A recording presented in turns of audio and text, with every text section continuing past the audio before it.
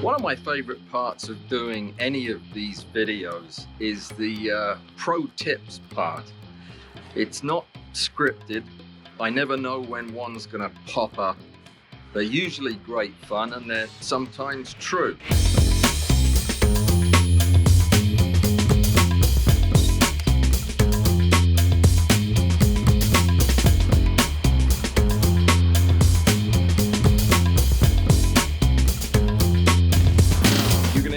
Mention one name twice in this episode. A few weeks ago, a viewer by the name of Ferdy Christant sent me an article that he had written about macro photography, and it was such a good article. It was so well written, had so much cool information in it. I have decided to share it with you. To see the article, just follow the link in the show notes. It'll take you over to the website. That's where the article is. And it really is excellent. What blew me away was to discover that Ferdy is actually from wherever Dutch people come from. Holland? Geography, not my strong suit. And this was written in his second language. If I can ever learn to write that well in my first language, I might get a job. The second time Ferdy's name came up was when he got in touch with me to ask my opinion about using contact lens cleaner to clean insects. He said it in a way that kind of made me feel like everybody in the world knew about this except me. This made me smile, which was kind of lost on Ferdy because it was an email. My immediate reaction was, no, that doesn't sound like a good idea, because all I've seen are various different adverts for contact lens cleaners that contain hydrogen peroxide or proteolytic enzymes. All stuff that you absolutely wouldn't want to put on an insect, even if you were trying to kill it. But then I went and did my homework and I tracked down the liquid he was talking about. Much to my embarrassment for not having known it, contact lens solution turns out to be an absolutely bang up insect cleaner. Let me tell you why. So it turns out that I was even more ignorant about contact lens cleaner than I thought I was. The list of ingredients reads like what you would expect to see on the back of a Spam can. The reason that Ferdy had got in touch with me was he'd been watching my video where I'd listed all of the various chemicals that I keep on hand to make my own cleaning liquid. Well, it turns out that the contact lens cleaner has already done it for us. This liquid is amazing. It's pH balanced. It has a complicated buffering system. Is basically saline, but it also contains detergents of various types, surface acting agents like surfactants that soften the water. It's got antifungal properties from boric acid. You name it. Everything that you want to have in a cleaning agent for insects is in there, and none of the bad stuff. I haven't changed my opinion on whether or not it's a good idea to use hydrogen peroxide. I think that's a terrible idea. But this stuff didn't have hydrogen peroxide in it. Anyway, I bought a big bottle of it, and I've been using it, and it works amazingly. So tell us, Alan, which of these amazing contact lens fluids on the market today is the one that works well with insects? Well, so far, I've just tried one. The one I found was called Renew. Actually, Renu. It's R-E-N-U. Renu. And it contains all the things you need, none of the things you don't, and you can get it from any drugstore or supermarket. I'll put a link in the show notes. Renu. So a double thank you to Ferdy Christant for helping us discover the magical properties of contact lens cleaning solution, and of course for his wonderful article, which I strongly recommend you read. I may have mentioned this at some point in the past, but if you happen to come across a recently dead, large jumping creature like a big cricket or a big grasshopper, the only way you're ever going to get it realistically positioned for photography is if you do it immediately.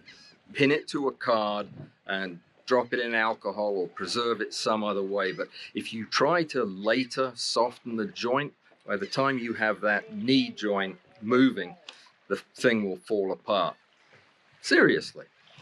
Pro tip. A lot of people take self-defense pretty seriously in this part of the world, but I don't think anybody takes it as seriously as these folks. Next up, an apology and a clarification. I did an entire video on violence and harassment of photographers, something that appears to be on the rise these days, and not once throughout the entire video did I ever bring up the subject of female photographers and how they are at greater risk, mainly because there are more creeps that will harass females, whether they've got a camera or not.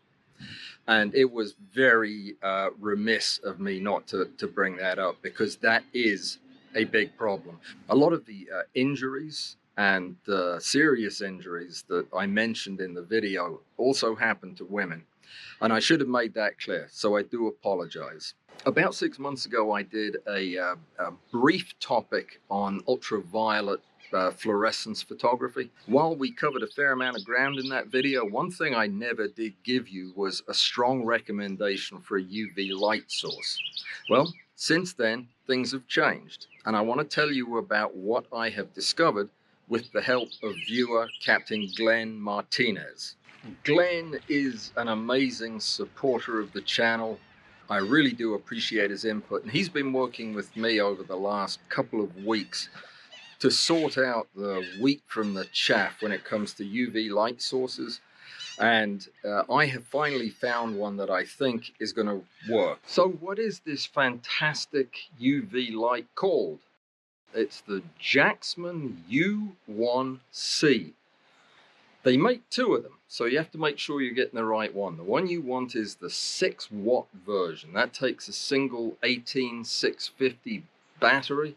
It's a rechargeable lithium polymer type doodad. The vast majority of the light sources that are available online, the $20, $30, $40 ones, are not going to be very helpful for fluorescent photography. They're not going to be very good for anything, really. And these LEDs produce as much purple light, and some of them even red light, as they do UV radiation. Some of them have hardly any UV radiation in them. They'll make your white shirt look really white in a dark room. The issue is this: affordable UV energy sources use cheap UV LEDs, but this one has a real niche LED, UV LED, to take really spectacular fluorescent photographs using UV light. You really have to use something that is predominantly in the 365 nanometer wavelength, and those LEDs are expensive. The company that's been making them the longest, as far as I know, is Nichia, which is a Japanese company, and their LEDs cost a fortune, and they also take some fancy electronics to support them. These are more like scientific instruments than they are flashlights. In front of the LED on the Waxman are band pass filters for all the visible light. So this is really a very, very good light. It throws a nice wide beam, which is useful when you're out hunting for things, but it is powerful enough to give you a great, reliable source of UV energy for your fluorescent photography. I've been using mine a lot. I'm in the process of putting together a video on the subject, and I'll go into all of the details then. But if you've been looking for a reliable, pure UV energy source in a handheld package that isn't going to break the bank, this is the one for you, the Waxman U1c. This light is more expensive than a lot of the other UV light sources you'll see online. The difference between this one and those is that this one works. This was given to me as a gift by one of my viewers. Thank you very much, Captain Martinez. I do appreciate your support. Moving on. The following segment contains an offensive scatological witticism. Sensitive viewers may find it prurient, sophomoric, fatuous, puerile, and inane. When was the last time you discovered a new art form? I mean, new to you. Something completely unique and novel that you'd never seen before. Well, that happened to me when I was talking to a friend of mine, Renke Bienert, part of our German contingent. Got in touch the other day just to chit-chat about various things, and he was telling me about an art form that I was not previously familiar with. Mr. Renke Bienert is something of an expert in the art of diaporama. Yes, I didn't know what it was either. It sounded like some kind of convalescent underwear to me, but no, it's actually a form of photography. It's an art form where you take a series of photographs and you put them together into a visual montage, kind of like a slideshow actually, that usually has music accompanying it.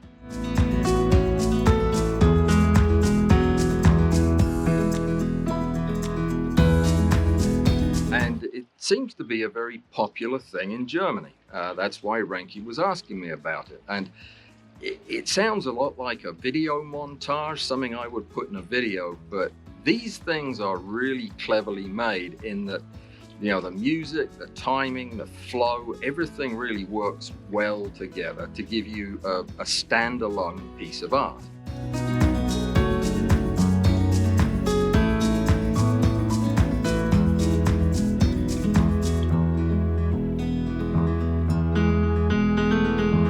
I made a really stupid mistake earlier today, and the only kind of mistakes I regret are the ones I don't use for something useful. And I want to share with you what I did so that maybe you don't do it. The diaporama that Renke sent to me had a Creative Commons license, and I knew that because he sent me the information about the license. And I cut a corner, and the corner was double checking that I had permission to use this clip, and it turns out that I didn't have permission to use it. So the result is I get a ding from YouTube. YouTube takes a very dim view to copyright infringement, and so they would. I wouldn't want anybody infringing on my copyright. So here's what I wanted to tell you. First of all, I still really want you to see what this diaporama business is all about. So check the show notes. There's a link to my article. In my article is a section about the diaporama with links to Renke's stuff and also a Vimeo video. That's a really, really nice diaporama too. The other thing I want to tell you is this. Not all Creative Commons licenses are equal.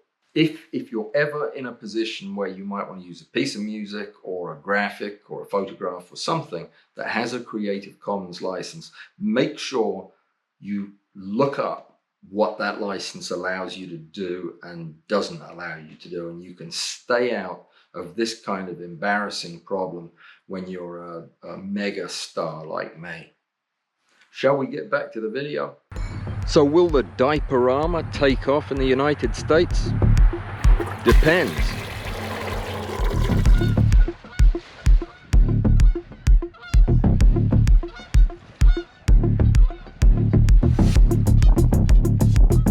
Have you ever thought you've discovered something way better than your friends, only to discover that, well, you didn't?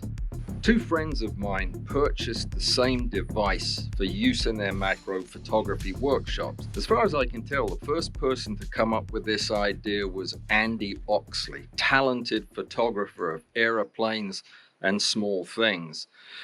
He bought this device called the Optika XY adjustable attachable microscope positioning something or other. The second person to pick up on this idea was Mike Canfer, another skillful photographer and friend of the show. And he saw Andy using this thing and decided to get one himself. Mike's using his in a slightly different orientation, but either way, it looked like a really cool piece of equipment.